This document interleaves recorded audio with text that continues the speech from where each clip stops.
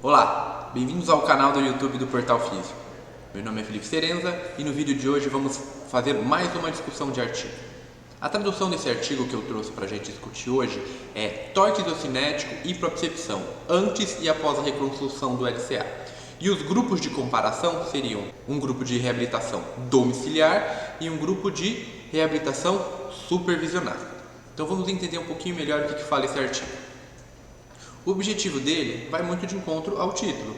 Ele quer investigar as diferenças na força ou torque, que a gente vai avaliar com o isocinético, na resistência muscular e na propriocepção, em pacientes que passaram por reabilitação absolutamente domiciliar e comparado com um grupo que fez a reabilitação com um fisioterapeuta, supervisionada por um fisioterapeuta. A amostra desse estudo foi um ensaio clínico randomizado. Cada um dos grupos tinha 30 participantes. Esses participantes tinham de 16 a 45 anos e todos tinham sofrido lesão isolada do LCA. Então não tinham lesões em outros ligamentos, lesões meniscais ou lesões de cartilagem, por exemplo. E todos fizeram a cirurgia com enxerto dos tendões flexores. Agora vamos ver os métodos. Como que a gente viu a força ou o torque? Foi a partir do isocinético, ok? Isocinético da marca Biodex. E a propriocepção foi verificada em outro equipamento que vocês podem ver aqui também, que também é da mesma marca Biodex. As avaliações foram realizadas de baseline 3 dias antes da cirurgia e a reavaliação com 24 semanas de pós-operatório, ou seja, com 6 meses de pós-operatório. E como foi o programa de reabilitação? Essa é a parte importante para a gente ver se isso se encaixa bem com o que a gente vê na clínica.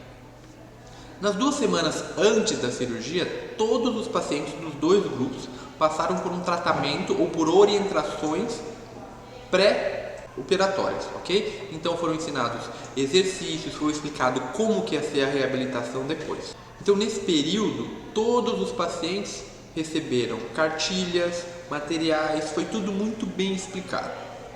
O protocolo de reabilitação, propriamente dito, foi dividido em 4 partes e eles tiveram 22 semanas no total, ok?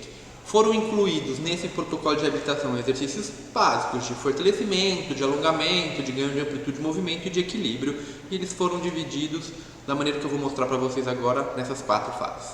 A fase 1, que durou da 2ª até a 4ª semana após a cirurgia, os objetivos eram ganho de extensão completa já nessa fase, o ganho de flexão no mínimo até 90 graus, alongamento dos músculos flexores de joelho, mini agachamento para fortalecimento muscular apoiado na parede e o exercício de elevação da perna estendida, como o dessa foto aqui que está no slide. Já a fase 2, que ocorreu da semana 4 até a semana 8, quais que eram as condutas principais? Bicicleta por 15 minutos para fazer o aquecimento, que auxilia também no ganho de amplitude de movimento, a gente sabe. A meta de ganho de amplitude de movimento de flexão é de no mínimo 120 graus. Foram mantidos os alongamentos dos músculos flexores de joelho, isquiotibiais. O SLR, que antes era feito com peso livre, agora era feito com faixa elástica, com resistência elástica. O agachamento, que antes era feito com apoio da parede, agora é um agachamento livre, mas era um agachamento até 60 graus apenas. Foram introduzidos também exercícios em cadeia cinética fechada para extensor de joelho, na angulação de 90 graus até 30. E foi iniciado também um treino de equilíbrio unipodal, mas em solo estável ainda. Já a fase subsequente, a fase 3, que ocorreu entre a 8ª e a 12ª semana de pós-operatório, foi mantido o aquecimento com a bicicleta ergométrica. Os exercícios de cadeia cinética aberta para quadríceps também foram mantidos. Esses exercícios eram com resistência elástica. Nessa fase era esperado que a DM de flexão já estivesse completa também. Foram mantidos os agachamentos livres até 60 graus e foram inseridos os afundos ou agachamento a fundo até 60 graus também de flexão do joelho. Foi mantido o treino de equilíbrio unipodal e o alongamento dos isquiotibiais. A última fase, ou a fase 4, foi aquela fase que durou da 12ª semana até a 24ª semana de pós-operatório. E nessa fase foi mantida a bicicleta estacionária, a bicicleta ergométrica, os exercícios de extensão de joelho com elástico, com banda elástica, agora de 90 a 0, não mais de 90 a 30 graus apenas. O agachamento e o afundo também aumentaram a amplitude de movimento, agora até 90 graus de flexão do joelho, e os pacientes começaram a correr numa esteira por 20 minutos. Claro que eles só correriam se eles não tivessem dor e se durante esse período de 20 minutos eles tivessem algum incômodo, alguma dor, eles parariam esse procedimento de correr na esteira. E o treino de equilíbrio que antes era feito em superfície estável, agora era feito sobre um disquinho, um solo instável para aumentar a dificuldade desses pacientes. Agora vamos entender qual que era a diferença dos dois grupos. O grupo de fisioterapia domiciliar, ele recebeu todo um material impresso com cada uma das fases e a descrição de cada um dos exercícios antes da cirurgia. E um fisioterapeuta ligava uma vez por semana para esse paciente para tirar dúvida, para ver se tinha alguma informação importante, se o paciente estava com queixa de instabilidade ou de dor, e ele dava algumas orientações para que esse processo de reabilitação seguisse de maneira adequada.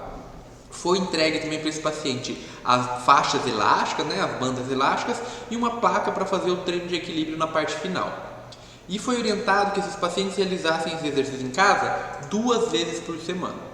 Já o grupo de fisioterapia supervisionada foi, na primeira sessão, também recebeu material impresso com todo o programa de reabilitação para ele entender, ok? Mas ele realizou todos os exercícios de maneira supervisionada 2 vezes por semana. E para esse paciente foi orientado que ele não fizesse nenhum exercício em casa, apenas durante as 2 sessões por semana onde ele frequentava a fisioterapia.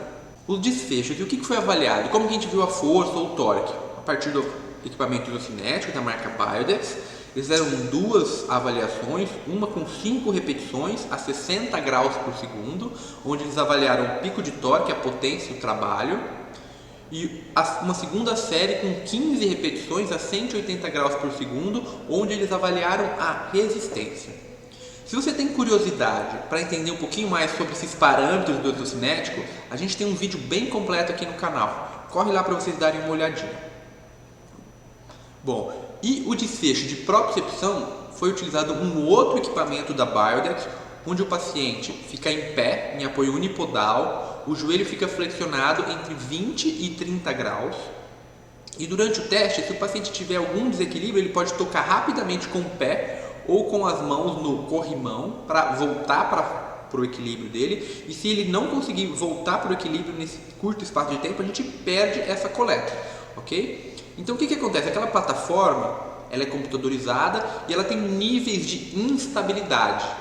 Desde um nível mais alto, onde a plataforma balança bastante, é difícil você manter ali o equilíbrio, com um nível muito baixo. Então, o teste durava 20 segundos, começava num nível bem tranquilo de equilíbrio, quase não tinha nenhuma instabilidade, e a cada 1,66 segundos essa estabilidade ia diminuindo e ia ficando um pouquinho mais difícil, ok? E aí o equipamento ele conseguia dar uma ideia dos deslocamentos e consequentemente da estabilidade desse paciente.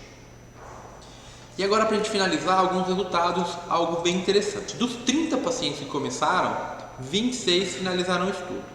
O torque isocinético, o que eles observaram? Uma melhora significativa nos 2 grupos, quando comparou o antes da cirurgia e o pós-cirurgia. Mas no pós-cirúrgico, lá com 6 meses, quando foram comparar os 2 grupos, não observaram diferenças significativamente estatísticas. Em relação ao segundo desfecho, que é a propriocepção, o que a gente observou? Uma melhora significativa do grupo supervisionado na comparação com a linha de base, ou seja, só o grupo de fisioterapia supervisionada obteve melhora comparado com a linha de base, e no pós-operatório, quando foram comparar os 2 grupos, o grupo supervisionado também obteve resultados significativamente melhores do que o grupo de fisioterapia domiciliar. Então, ou seja, no torque não teve diferença entre os grupos, mas na propriocepção teve diferença entre os grupos. E tanto no torque quanto na propriocepção, os pacientes melhoraram em relação à linha de base, em relação à parte avaliada. Bom, e como conclusão desse artigo, o que a gente pode trazer para vocês? A primeira conclusão bem simples. O grupo de reabilitação domiciliar ele recuperou a força tão bem quanto o grupo de reabilitação supervisionado. Entretanto, quando a gente vai ver a partir da propriocepção, aí sim o grupo supervisionado foi muito melhor. E o que esses resultados indicam pra gente? Que a supervisão de um fisioterapeuta, ela pode ou ela aparenta desempenhar um papel bem importante nessa melhora da propriocepção, que é algo muito importante após as reconstruções de LCA. Esse artigo ele tinha uma série de limitações, por exemplo, ele não especificava se essa população era praticante de atividade física ou não, ele não acompanhou esse paciente por um longo período, ele não acompanhou o retorno às atividades laborais e de esporte, mas ele traz alguns insights importantes para a gente. Bom, finalizamos aqui mais um vídeo, não deixe de se inscrever no nosso canal, ative o sininho para receber novas notificações. Um abraço!